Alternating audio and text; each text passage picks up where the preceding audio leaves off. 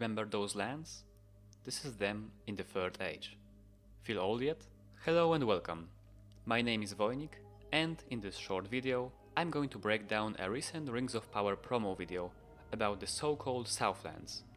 I'm gonna explain why those lands are in fact located in Mordor and what it means for the storyline of the Southlands and its characters. Despite the fact that this is a breakdown of an official promo, this video will touch on some rumors, theories and leaks. So, spoiler alert, watch out and take care. When the first official story details of the show have been announced, we were led to believe that the leaked storyline of a human village protected by an elf that's going to be raided by orcs takes place somewhere on the border of Harad, possibly in the lands of future South Gondor. The village was supposed to be named Tir Harad, so come on, what else were we supposed to think? But now, with this new promo video, thanks to the map shown in the beginning, it is clear that the village is located directly in Mordor. To be specific, in its southern region called Nurn. At this point, they didn't even try to make this a subtle hint. This is quite obvious in Mordor, if you look at this comparison. Here we have Orodruin, Mount Doom, here is Gorgoroth, here must be Efelduat, and here it even says Eroi, which is a river, Serech, which is another river. In that case, this must be the Sea of Nurnen, and this is Nurn. I have to confess, I clickbaited you a bit in the beginning.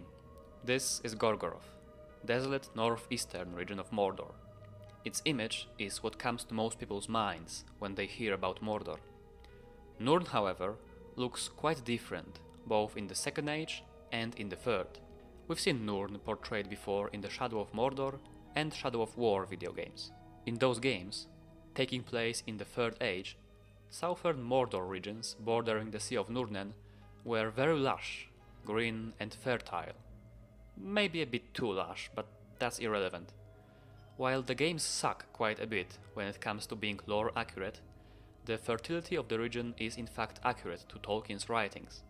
In The Return of the King, it is stated that in Mordor there were great slave-worked fields away south in this wide realm, beyond the fumes of the mountain by the dark, sad waters of Lake Nurnen.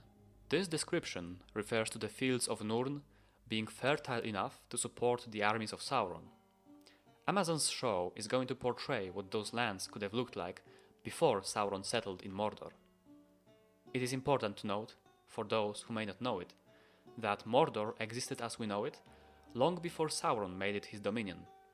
Melkor himself created Orodruin, Mount Doom, in the First Age, and the name Mordor, meaning Black Land in Sindarin, may have been given to the land because of Orodruin's eruptions.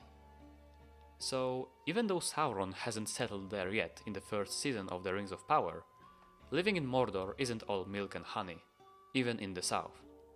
The Southlanders are theoretically free people, working the fields for their own, but, as stated in the promo, they don't have much.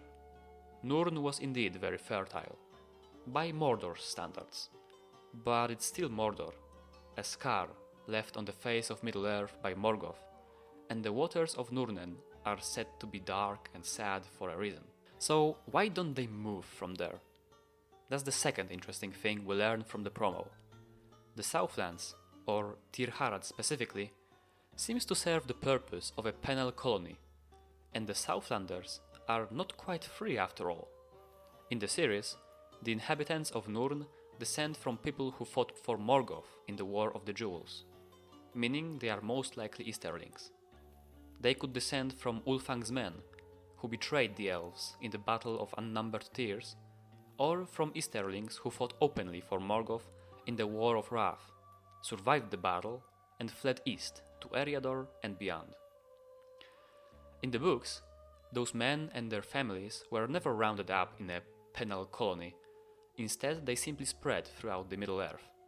In the show, however, as silly as this concept sounds, it seems that the elves are forcing them to live in Nurn and are overseeing them, so that they don't turn to evil once more. Which, by the time of Season 1, seems to be causing a bit of a civil unrest. And now we're entering the territory of leaks and speculations. what does the Southlands location, being Mordor, mean for the story of the people of Tir-Harad? Currently, we know of 4 named characters in the Southlands storyline, all of them non-canon, created for the show. First of all, we have Arondir, a Sylvan elf soldier watching over the humans with another unnamed elf. Arondir has a forbidden relationship with Bronwyn, a human village healer who wants to liberate her people from the shackles of their past. Then we also have Waldreg, who likes to take people's time talking about Middle-earth's future lord and savior Sauron. If you heard of Sauron.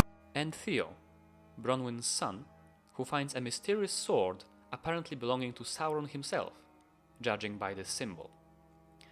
Unfortunately, a grim fate awaits all of them and their village. In the books, Sauron settled in Mordor in secret in year 1000 Second Age and forged the One Ring 600 years later.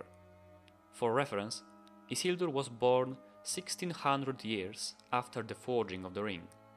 But since the timeline has been heavily compressed for the show's purposes, in Season 1, Isildur is already a young man, while the One Ring, and all Rings of Power, still await forging. So we can safely assume that Sauron still hasn't settled in Mordor by the time the show begins. But he will. The leaks, the official promo materials, and the common sense all suggest that the forces of evil will start the conquest of Mordor in the first season. But not led by Sauron, apparently. In the storyline of Tir-Harad village, there is one more important player, Adar. Unraveling Adar's identity and purpose in the story has proven itself quite complicated.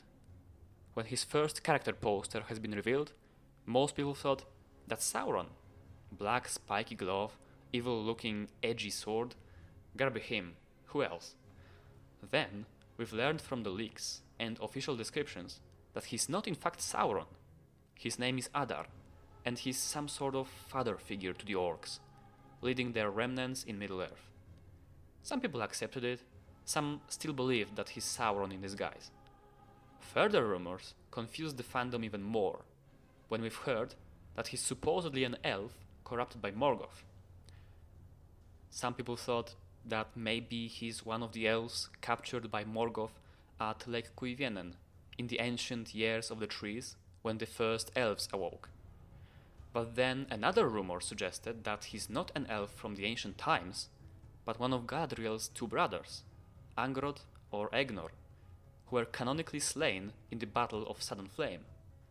That particular rumor made especially little sense and was dismissed by many people. Still, the general consensus is that Adar is most likely not Sauron. So, where is Sauron then? Have we seen him already in the promo materials? Is he disguised as someone we might not suspect? I will delve into that matter in the next video. Right now, let's focus on the fate of the Southlands. According to the leaks, at some point in Season 1, Tir-Harad will be raided by orcs led by Adar. A bunch of footage from the trailers confirm it. We see Bronwyn hiding from a long-clawed orc, Arondir fighting a varg and multiple orcs, and finally the village hit by a wave of powerful mysterious wind or force. Evil will indeed attack the village, seemingly successfully, at least at first. When in the trailers Arondir is fighting orcs in the pit, he is ragged and chained. He must have been captured and is now trying to escape, just like his fellow Sylvan brother in arms, who can be seen in the background. However, it is unclear whether they've been captured during the raid or prior to it. It could actually have been prior. Here we see Arondir still in his armor, ambushing orcs at night, in the place where in another previous shot, we see them marching with Adar. Here we see Arondir ragged, with no armor, saving someone, possibly his elven companion, from a volley of arrows. So this is what I think is going to happen. Arondir and the other elf will track down the orcs preparing for the raid. At night, they will try to thwart their plans, but will end up getting captured. It is very likely that Waldreg will betray the village and might even lure the elves into a trap, because I'm pretty sure that's him in this shot, walking alongside Adar. But whatever his traitorous role in the attack is, the elves will get captured. Next day, they will escape successfully and run through the forest chased by orcs, trying to get to the village in time to defend the humans. But that's just my theory. Whatever the case, people of Tir Harad will not be left without outside help, and that's because Galadriel and Numenorean cavalry will come to the rescue. Sounds wild? It is. But I have evidence. In this shot, we see the village, and here are Numenorean soldiers. I mean, the armor checks out. The standard, Roman inspired I think, just with a sun instead of an eagle, also checks out. Then there is this old shot from Vanity Fair, one of the first official pictures released, I think. We have Galadriel here, in the armor she receives in Numenor, walking through a wrecked village. It has to be Tir Harad. In that case, in those shots where we see Numenorean cavalry charging, they must be charging to save the village. So again, this is what I think is going to happen. Orcs capture village's only defenders, the elves. Then they attack. Numenorean cavalry comes to the rescue just in time, maybe thanks to a palantir.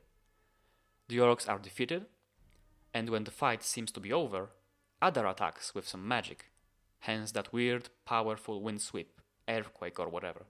Shots of Galadriel among embers and fire in the village must be from just before he attacks. Also, here's Arondir, present in the village during the attack, wearing his armor, which, unless he has spare armor in his house, messes up my theory about him getting captured prior to the attack. I noticed him too late, during editing. I'm sorry. Anyway, we also have this scene. Galadriel, covered in ashes, recovers, seemingly after being knocked down by something incredibly powerful. So powerful and sudden that she didn't even manage to draw her sword before getting hit.